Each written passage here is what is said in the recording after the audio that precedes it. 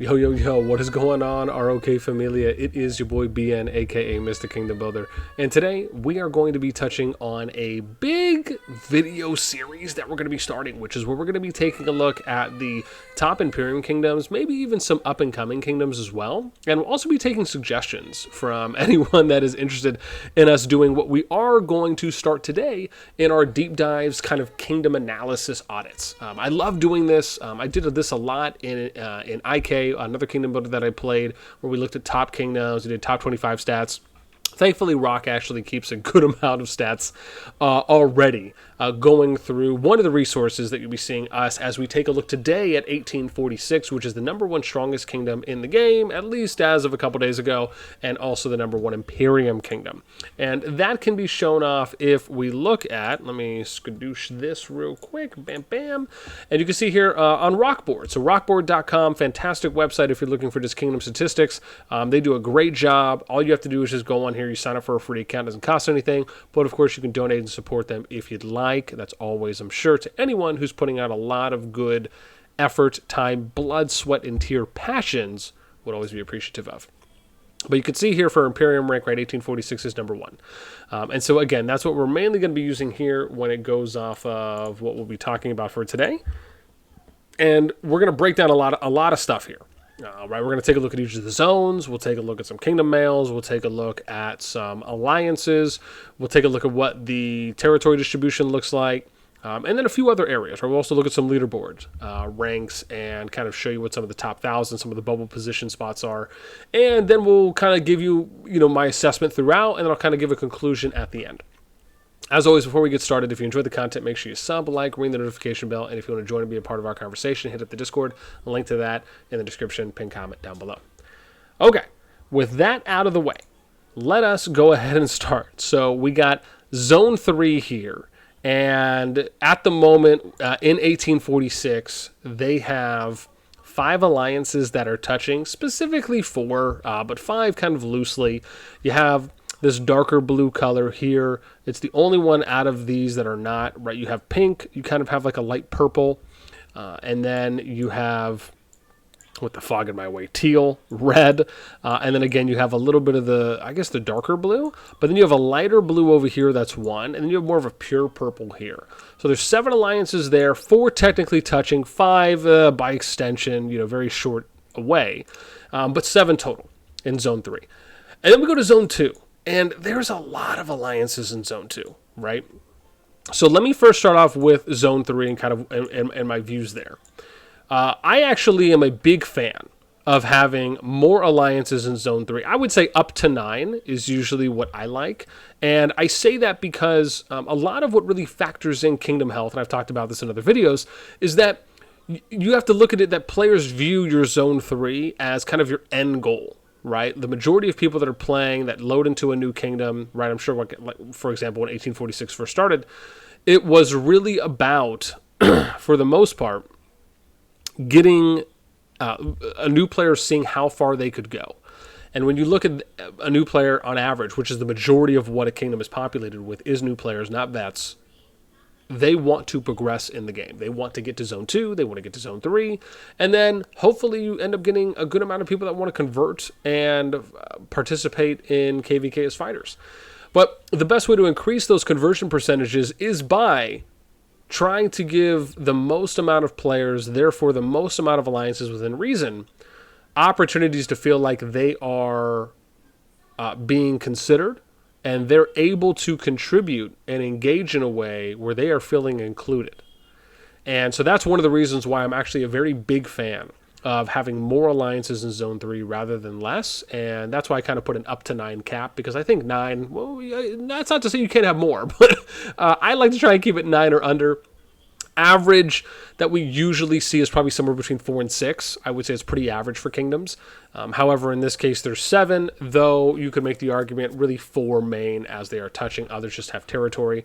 And again, there's a few ways you can do it, right? You can kind of go 7. Again, in this case, they're doing 7. They could even use a King's Alliance if they wanted to operate that. That's a really great way where you can actually work in more alliances, but you don't have to worry so much about constantly rotating between one alliance and the other. Also gives you more players that are available within one alliance.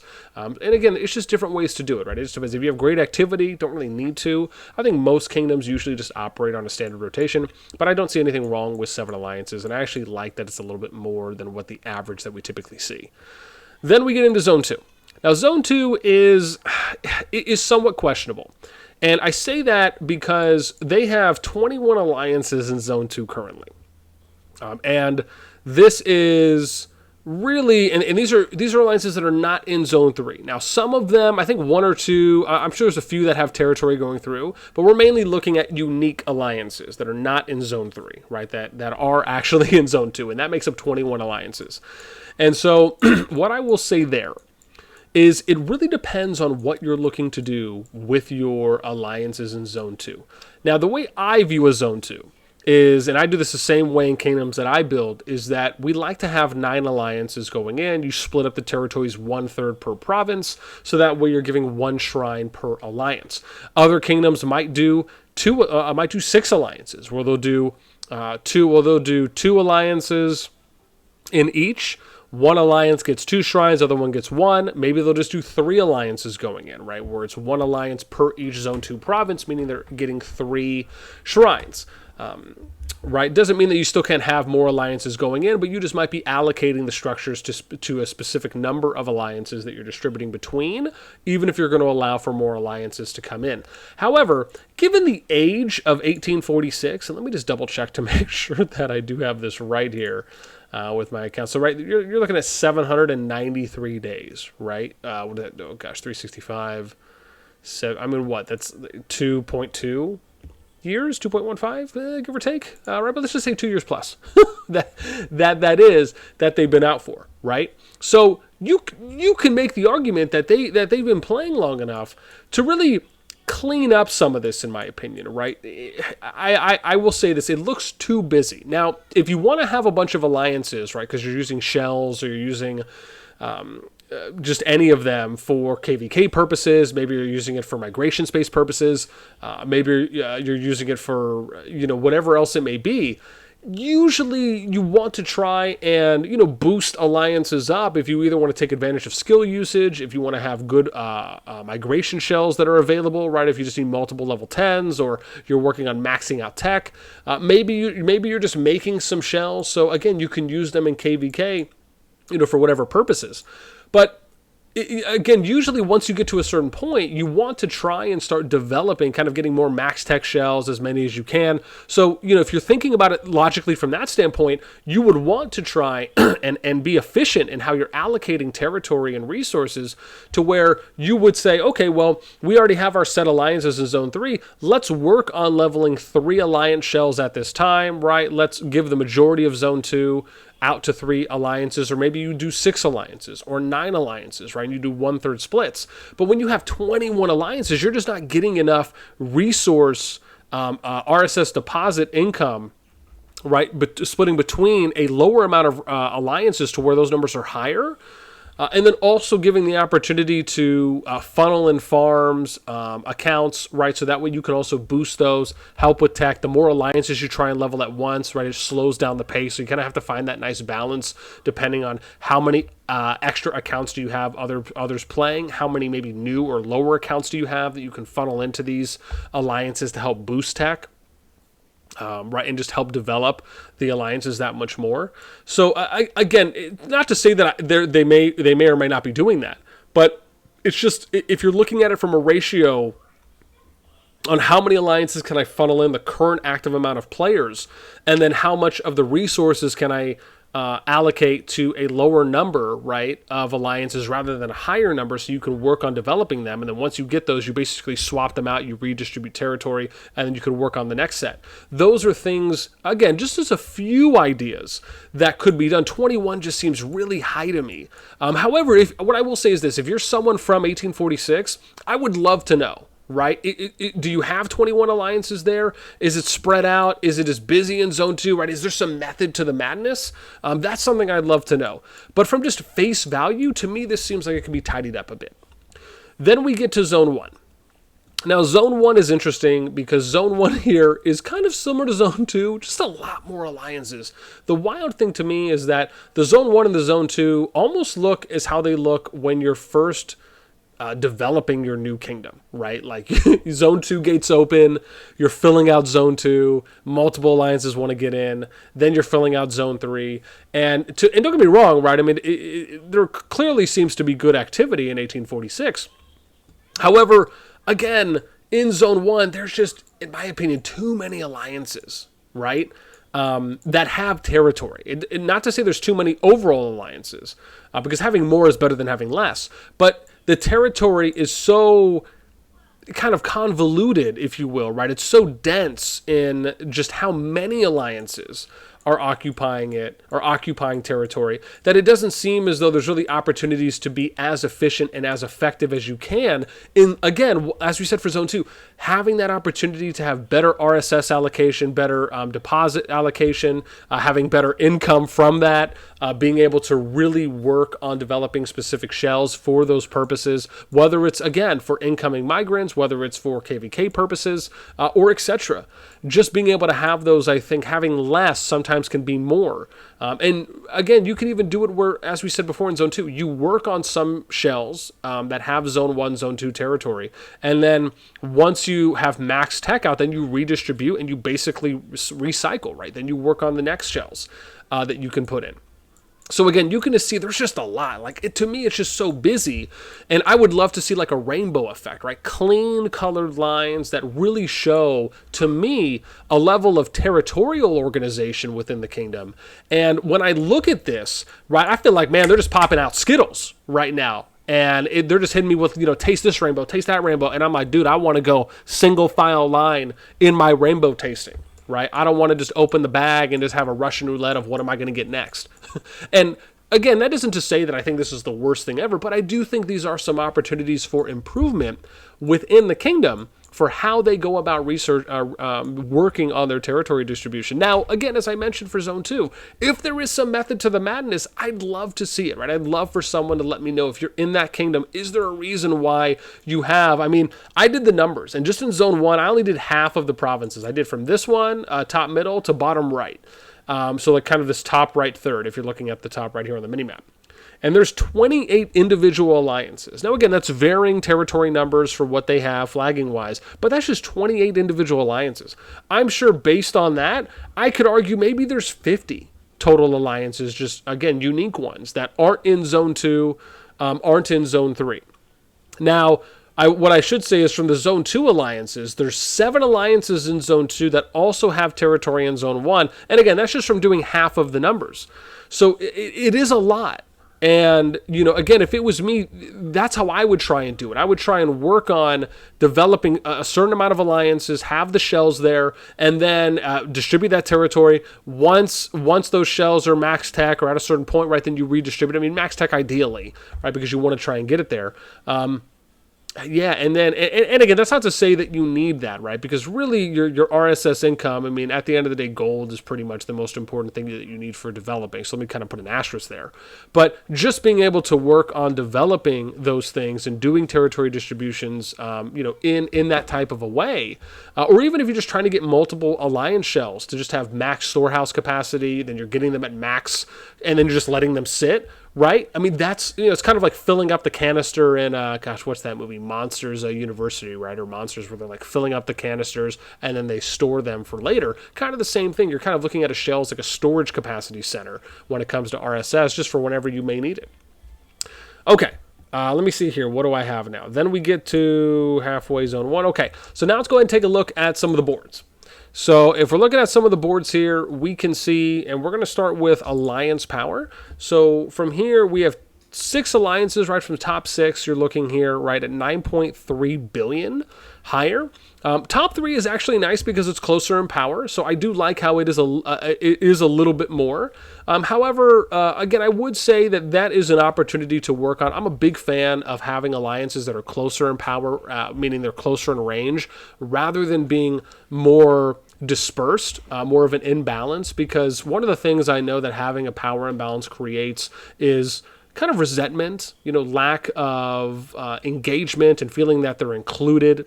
Because sometimes you'll end up having situations where you have the top alliance or the top two alliances or certain alliances that just feel as though they're more entitled to things. Not to say that that's what's being done here, but these are just general things that are done kind of throughout kingdoms. And though I'm not sure what the atmosphere is like in 1846, I am still a big proponent of trying to balance out alliances because I think it also gives you opportunities to have players feel as though because alliances are balanced in power, now they feel more likely to engage, they feel more likely to contribute, over-invest resources into AVA events, and because of that, they may even in turn have a higher percentage conversion chance of coming over to KVK and fighting with you. Because now there isn't like this elephant in the room that just no one talks about. That's something I often see in a lot of kingdoms. But I will say, I do like the top three because the power is closer. So kudos there. I like that the top six is pretty strong in power. So you end up having, 9.3, like we said. Very close here from 6 to 4. And then you have kind of an in-between here at number 7. And then you have a little bit of a drop from 8 to 9. But still, you could argue 9 alliances in a good position. Even if you're just looking at kind of 8 and 9, arguably 7, 8, and 9 is kind of being prepped. I would imagine, though, that just given how old the kingdom is, there's a good chance that 7, 8, and 9 probably have max tech already. So that's just something to consider. But again, I like this. I would just say that top 3 looks good. I love 2 and 3 because they're so close in power. What is that, like 80 mil or something about that? So again, I think that's fantastic. Those are things I'd really love to see a little bit more trying to work closer there. Then we get to alliance kills. So this is interesting, right? So we get to alliance kills, and this is just to kind of show you some of the top kill boards here, right? Lots of kills from some of the alliance ones. Flags, similarly, let's see what we have here. So for flags, again, this kind of goes into that territory distribution. Now, I wish they'd be able to break this up and show that, like how many flags do they have per gold, maybe per resource. That would be really cool to see. And then you end up getting to, right, if we go a little bit lower for some of the alliances, you can see some of them 643, 641, right? That's close for 1 and 2. But then you end up having a little bit lower numbers, and it only starts dropping further once you kind of get to 6+, and you see 500, 590, 460, right? Numbers start getting a little bit lower. But again, you still have good territory. You can just see there's a lot of alliances that have flags, right? And this is kind of something that I was pointing out earlier with the Zone 2, Zone 1, is that you have, 60 alliances, right, with 50 flags or more. And to me, it just seems as though that should be a lower number with higher number flags. If you're working in that type of a way where you're kind of keeping track of the alliance shells you have, who owns them, which one of them get to max tech, and they have max resource storage, bam, then you move on to the next one. Those are things that you can use boards, to, at least some of these boards that we're looking at, right, to kind of infer from that, because there's more spreading out of the alliances. And maybe this doesn't really refer, when I look at that, to me, I can infer that it just doesn't seem as though there's a lot of global kingdom, unity in that area. Doesn't mean that that's not in other areas within the kingdom. But that, I think, is something that's important if you're really trying to manage how much usage you're going to get out of shells when it comes to KVK for whatever reason. So that's one thing. Then we look at individual power. So individual power, right, you actually here we have 21 players that are above 150. So we'll show you that here. And I kind of include this because this person could, that's a mil, right? That's not really anything big. But 21 here that are above 150, right, which is the top cap. So if you're above that, it only takes your 150 mil cap going towards your Imperium count. And then the top 1,000 players, I have the stat here. So the number 1,000 player here is at 63.34 million. Then we look at individual kills.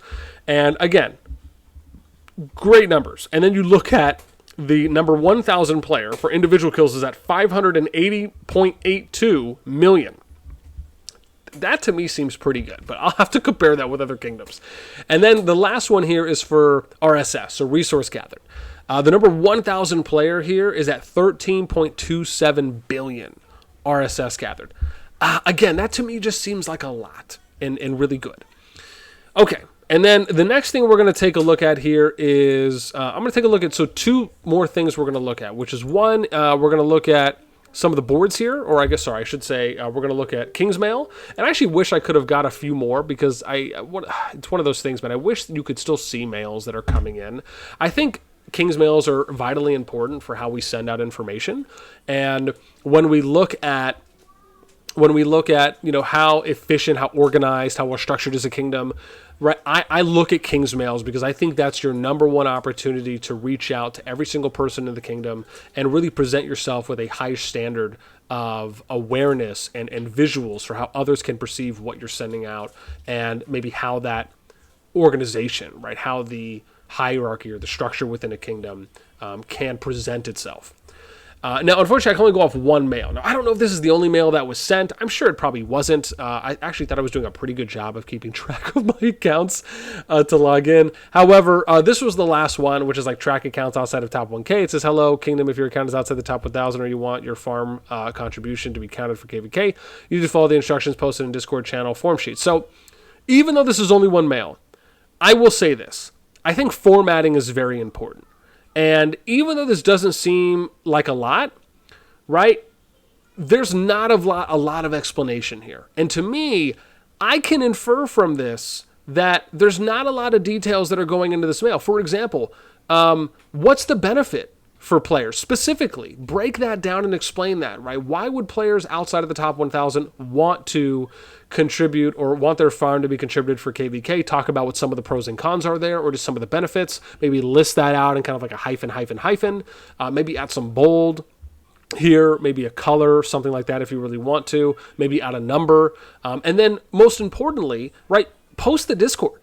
Right? If you can't just say, hey, follow the instructions on Discord, but you got to post the Discord. What's the Kingdom Discord? If there's an Alliance Discord or multiple Alliance Discords, post that, or really just post the Kingdom Discord. But more importantly, not only post the Kingdom Discord, post a person to contact, right, in the King's Mail. So not only do you post the Kingdom Discord, but you post 1 or 2 names for people that those in the Kingdom can reach out to and contact if maybe the Kingdom Discord link isn't working, right? You kind of have to think about backups and really showing that when you're sending a mail out, right, we're kind of thinking these things all the way through, because these are really important if you're trying to get as many players converted onto your Kingdom Discord as possible, which is always a big thing that every kingdom wants to do. So I would say a little bit of formatting here. Take time to explain why, and then also, and in my opinion, always have your Kingdom Discord and 1 or 2 points of contact for people that can get messaged to get, so that way those individuals can invite them to the Discord in every single Kingdom mail, right? Have a signature where you include that as just a baseline by default. Okay. Then we get to, lastly, checking out some of the Alliance boards. So this is another big thing for me, because one of the most important things that you can do in a kingdom to show that you are unified, in a sense, is by having some amount of synchronized Alliance announcement boards. And also because before you are able to utilize Lost Temple and King's Mail, that's all you have. And one of the things that a lot of people will do is that they'll click on whoever the number 1 alliance is. They'll click on the number 2 or the number 3 alliance. But usually it kind of starts top down, right, similar to the rankings. So if I look at the number 1 alliance, and I'm going through here, right, it says, okay, do not reach out for migration before August. We won't be opening for a while. Okay. Leads, recruitment, diplomacy. Okay, this alliance is only for exceptional and hardcore players. Kingdom over alliance over individual. I'm going to be honest. This to me seems a little bit of a contradiction, because you're saying this alliance is only for exceptional and hardcore players, but then you're saying Kingdom over alliance over individual. Now, yeah, you could still make the argument that, well, you can just have multiple alliances that might just be frontline fighting alliances in KVK. But if that's the case, maybe explain that. Just because if you're someone who doesn't know a lot about that, and you're reading this for the first time, at face value, that can seem a little bit contradictory. Then I would say, right, there's a few things that I think are missing here I'd love to see included. 1, just like we talked about before, where's the Kingdom Discord? Where's the Alliance Discord? Right? It is not difficult to gate off your Kingdom and your Alliance Discords and have just a verification channel. Very easy to do, does not take a lot of time. Again, also, because you're the number 1 alliance, a lot of people are going to click on your alliance. So that should be front and center. It should be name, it should be alliance name, family name, and then it should be Kingdom Discord, Alliance Discord. Bam. And then I would maybe have something here like what are the server rules, right? Remember, you can have a good amount of text in your Alliance announcement boards. And the shocking thing to me is how little these announcement boards are utilized. So again, have your server rules, then have your alliance contacts, and then have a little information about your alliance. But at the very top, right, because when you click on this, whether it's on a phone, if it's on the RoK PC version, which we're using, right, if it's on an emulator or tablet, you have to think about how much space do you have the moment that someone clicks on your alliance. What are the first things they're seeing? And the first things they're seeing sometimes can by far be the most important. So that's how I would like to see something formatted for an alliance announcement board. And again, this is just one. I do like that they at least have the Discords here, which I think is great, right, if you want to be able to contact someone. However, I would like to see a little bit more of that there. And then if you have any kind of global kingdom reps over alliance reps, that'd be great too as well. We get to the second alliance here, kind of the same thing, right? Pretty standard, not really a lot. I do think the board there can be improved a bit. Then we get to this alliance. Again, same thing, right? You have some people, right, some information here, but it's just not enough to show really what we could do. Okay, so same thing, right? Not a lot there from 4. We look at 5. Again, right, they have people that are posted, but you're really missing a lot of what you could have there to make the kingdom seem that we are more in unison, right?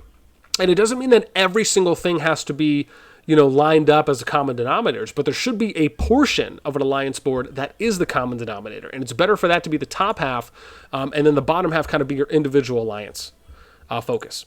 Then we get to number 7. We're just going to take a look at the first 9. Okay, that could be better.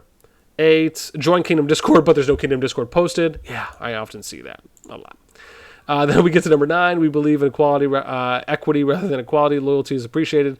Let's go together. So same thing, right? Not really a lot to go off of here. So again, I would say that's another thing to look at. All in all, it just kind of my conclusion here. I think 1846 has a lot of activity. I like some of the potential we're seeing there from the alliance leaderboards. Would love to see the alliances a little bit closer in power, though, just obviously for some of those reasons. Even if you're just looking to have your Zone 3 alliances be balanced, right? At bare minimum, I would love to see that. Or even if you're just looking at, whichever alliances are going to be your fighting alliances, so to speak. Right? Because again, I know some kingdoms will go off of that, where they'll prioritize certain alliances to do that. And even if you're just looking at an ultra bare minimum, right, try and have those alliances be closer in power. But I do like how the top 3 looks. I like how the next 3 looks. And then you kind of have that break at 7, and then you got 8 and 9 that are a little bit closer.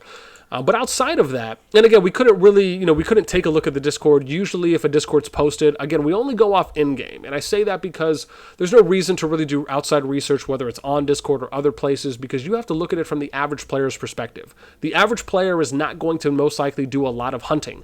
They are going to go off of what they see in-game.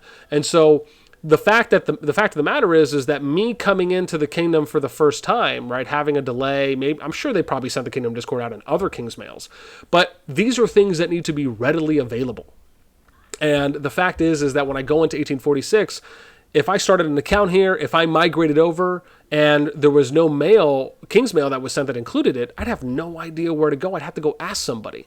And what that creates is an extra step, extra work that someone has to take. And one of the best things that we have the opportunity to do in kingdom management is try and make those steps easier and less for the average player. Whew. With that being said, though, love taking a look at 1846.